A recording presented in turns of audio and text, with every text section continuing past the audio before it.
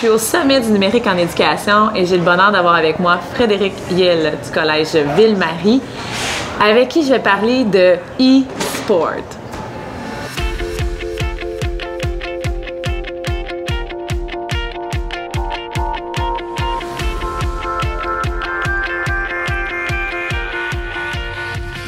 Bonjour Frédéric! Bonjour, ça va bien? Oui!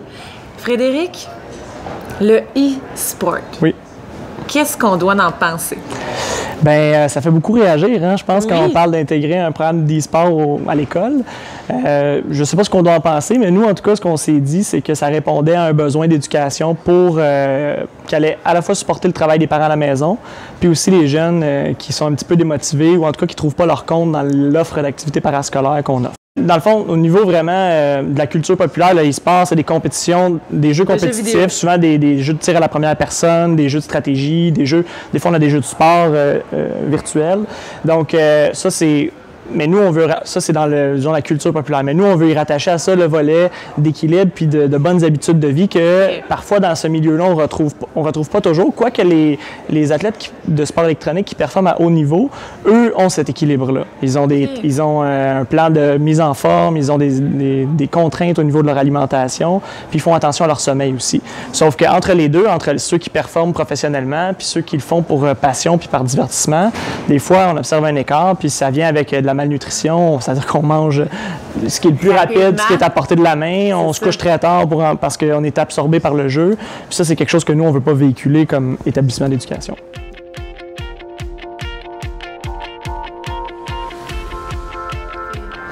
Puis là, comment les parents ont pu réagir? Parce que ce qu'on entend beaucoup chez vous, c'est le désir d'accompagner puis de faire équipe ensemble, parents et équipe d'entraîneurs. Oui. Bien, dans le fond, c'est sûr que les parents, nous, on voulait bien préparer de comment on allait leur présenter ça parce qu'on voulait pas que ce soit mal compris.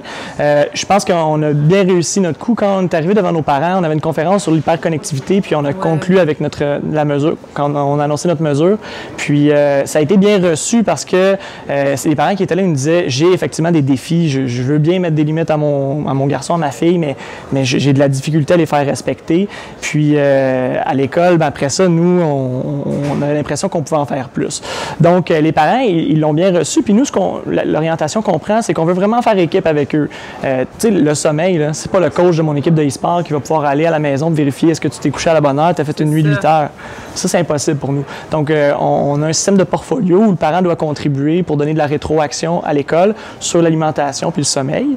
Puis nous, de notre côté, on s'assure de lui offrir des pratiques sérieuses où il va apprendre à collaborer, à communiquer adéquatement, parce que tout le langage de cette culture-là aussi, qui des fois va être empreinte de termes plus ou moins appropriés, on va le dire comme ça. Bien, tout à fait, parce que ce qu'on entend, là, tu sais, qui nourrit les préjugés face à ceux qui pratiquent le e-sport ou le gaming, on peut dire ça comme ça. On peut dire ça comme ça. C'est des YouTubers dont on entend parler. Ouais.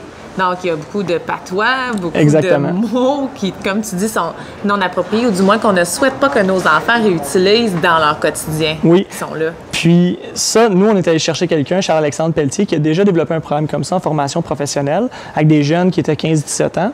Puis lui, c'est une des premières choses qu'il a remarqué, c'est que quand il a ouvert son local, sa première équipe, ça se parlait tout croche, on va le dire comme ça. Puis là, lui, c'est la première chose sur laquelle il a pu agir, c'est qu'il a pu intervenir auprès des jeunes. C'est pas une façon... Dans l'équipe ici, c'est pas comme ça qu'on va parler. Ouais. Puis je m'attends à pas avoir à intervenir. Puis là, avec le système de capitaine, d'assistant-capitaine, c'est ces gens-là, sur le temps, qui se sont mis à intervenir auprès des autres. « Hey, on veut pouvoir participer à la compétition, surveille ton langage, sinon tu pourras pas être là ce soir. » Donc ça, c'est un premier volet. Puis ensuite, il y a toute l'activité physique aussi. Ça, c'est quelque chose que si on le met pas de l'avant, ben c'est pas nécessairement, ça vient pas avec dans leur temps libre. Donc nous, on veut aussi l'exiger pour faire partie de ça, mais c'est un sain équilibre de vie, c'est alimentation, sommeil, activité physique. Dans le fond, le grand bénéfice de ce que j'entends que vous, comme établissement d'enseignement aller faire profiter la communauté, c'est d'élever les standards autour du mode de vie. Tout à fait. Des jeunes qui pratiquent. Tout à fait. Finalement, c'est le e-sport. Exactement. Puis c'est dans nos valeurs, puis c'est ce qu'on fait avec le programme de sport plein air qu'on a, puis on veut le transmettre à d'autres jeunes qui participent pas à notre programme de sport plein air, qui trouvent pas leur compte dans le parascolaire. Puis il y a tout un volet de socialisation aussi. Tu sais, faire du parascolaire tout court, là, ça te permet de rencontrer d'autres jeunes qui ont les mêmes intérêts que toi. Exact. Bien, là, ça va permettre à ces jeunes-là de se connaître, d'apprendre à se parler comme il faut, puis peut-être de se faire de nouveaux amis pour l'heure du dîner aussi. Ça a l'air nono. C'est aussi quelque chose que Charles-Alexandre a observé. Dans leur vie. Oui. Puis là, ce que tu viens de nommer, et ce qu'il faut comprendre, c'est que c'est pas une plage horaire qui prend du temps de français pour jouer à des jeux vidéo. C'est un programme de parascolaire qui est offert de secondaire 1 à secondaire 5. Exact. Ils sont regroupés par niveau, je pense. Oui, par cycle, en fait. Premier cycle du secondaire, deuxième cycle du secondaire. Au premier cycle, on est plus au niveau récréatif, deuxième cycle compétitif. Okay. Puis, au niveau de la grille horaire, bien, nous, on veut utiliser aussi, un des enjeux, c'est qu'ils passent énormément de temps devant les écrans. On le sait, le temps écran, c'est un enjeu, pas juste pour les jeunes, pour les adultes aussi. Ouais. Puis nous, on ne veut pas enlever du temps d'école pour mettre du temps de jeu. On veut utiliser le temps de jeu qu'ils font le soir à la maison. Nous, l'école finit le vendredi à midi, donc l'après-midi, le vendredi, pendant que les parents sont au travail. Mais ils font déjà du temps d'écran. Mais là, on va utiliser ce temps-là pour élever les standards, comme tu disais, puis avoir des exigences en termes de réussite scolaire, d'activité physique, etc., comme on a discuté. Donc, ils vont apprendre d'une façon accompagnée à mieux embrasser toute cette partie de leur vie-là. Oui, leur passion, parce qu'on s'entend, ça va être des jeunes passionnés. Puis on va avoir un gros défi au niveau de la sélection pour le recrutement, parce que déjà, les demandes arrivent très vite. Nous, c'est au mois d'août qu'on va faire la sélection. Puis là, on a plus de demandes que de places, là. Wow! OK.